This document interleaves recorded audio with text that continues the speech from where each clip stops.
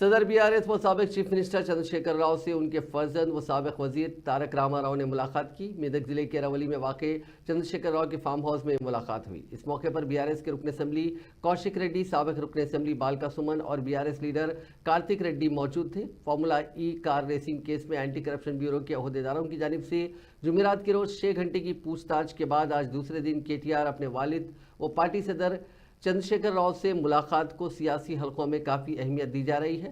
بتایا گیا کہ KTR کے خلاف ACP کی جانب سے مقدمہ درج کیے جانے کے بعد پہلی مرتبہ انہوں نے اپنے والد سے ملاقات کی ہے۔ ذرائع نے بتایا کہ KTR جو کہ BRS پارٹی کے کارگزار صدر بھی ہیں، ریاست میں BRS پارٹی کی اقتدار سے محرومی کے بعد حکمراں جماعت کانگریس کی مخالف عوام پالیسی اور فیصلوں کے خلاف وہ تنہا طور پر مقابلہ کر رہے ہیں۔ اس ملاقات کے دوران KTR سے تازہ سیاسی صورتحال پر تبادلہ خیال کیا۔ اس کے علاوہ عنقریب BRS پارٹی کے تنظیمی انتخابات اور نئے صدر کے انتخاب کے سلسلے میں بھی بات چیت ہوئی۔